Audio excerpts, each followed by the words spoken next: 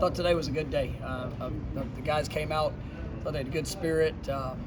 Just good competition in the speed work. I mean, just one of our better Wednesdays, and so it's something we challenged our guys with. At the beginning of the week to continue to work on that consistency.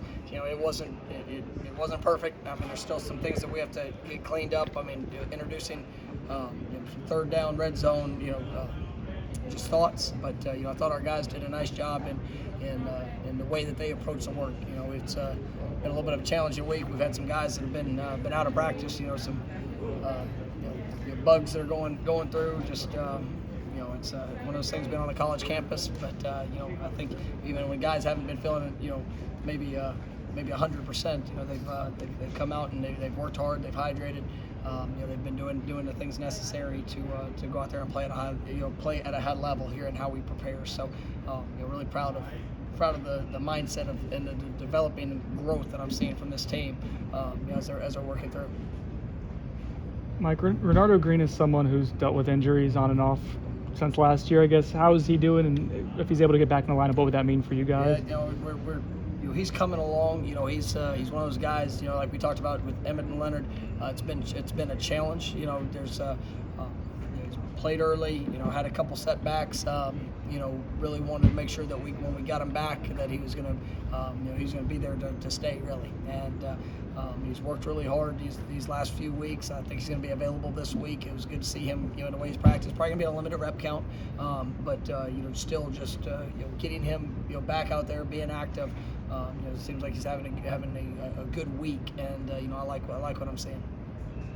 From what you've seen of Devin Leary just on film, why do you feel like he's been that efficient this year? It looks so prolific. He's a great operator. I mean, he's got talent. He does a great job. You see, he has a lot of confidence in what they ask him to do offensively. He can push the ball down the field. He's got some really impressive receivers to be able to throw to as well. And obviously the O-line does a great job giving him time as he's working through those progressions. But I think he's a really impressive quarterback, and he's playing at a high level throughout the course of this year. It makes their offense extremely challenging because of all the things that he can do and just the confidence of what he plays with in that poise. So we got to try to make him uncomfortable, and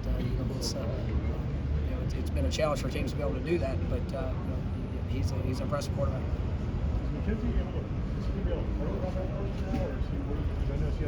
Yeah, it's something that he's continuing to develop strength in his, in that. So some days he comes out with it, and I anticipate him playing.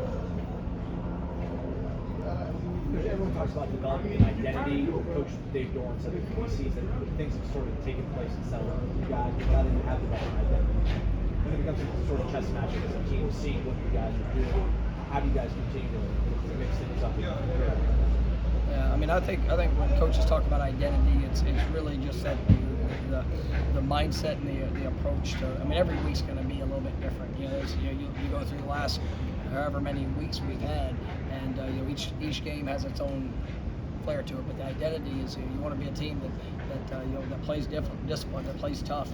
That understands how to respond to situations, and obviously there's going to be some things schematically that get tied to the players that you have, and allowing them to be in the best position to showcase their skills. But it's that's the fun part of being a coach is some of the schematic things, but it all has to start with the identity of who you are, what you're about, and those guys embracing that when they're out there on the field of that style of play that's necessary. That might mean defensively that you're going to pressure more one week than you do the other, or mix up different coverages, or offensively, whether it's a run game, pass game, play actions. I mean, but the identity's got to hold true of what your team's all about. Is it any different for you guys when you have the Brady Whites and the Rileys that you guys have had, Riley Ferguson's? Is it different in what Jordan's skill set is in terms of trying to kind of move him around in the middle of the season and develop different aspects of the game? Not really. I mean, you like the first quarterback that I had as a coordinator, Taylor Kelly. He was extremely multiple in what he did, and all those other guys, maybe there were different strengths that they had, playing the quarterback position, and we played to that as much as possible. But this offense is, that's part of the things that make it, fun to be a part of is just the versatility of what you can have throughout your base concept, your base schemes, to be able to play to a strength. And it's so I've had both. Like we're here on Tuesday and Wednesdays, we get to watch practice, but on Thursdays, what is it that you guys really work on Thursday? Is it? Thursday practice is it's one that is multiple in all looks of what we see. It really is a slowed down pace for us. Tuesday, Wednesday, we try to push the tempo. Thursday, you try to make sure that you take the things that you like and you're going to carry into the game, and you want that to be able to be as efficient as versus all the looks that you could see, and just that guys have had an opportunity to get those reps. Friday we kick it back up, and it's a not as long of a duration, but it's also it's a little bit more fast moving as we build up to game day. So I love our Thursdays because you get a chance to see any last questions or last thoughts. You get to get that corrected and see it run full speed there on Friday. With hopefully a good sense of execution. Try to get a little bit more comfortable returning punts. You guys feel a little bit better about trying to get done on. Yes, sir. Thanks, guys.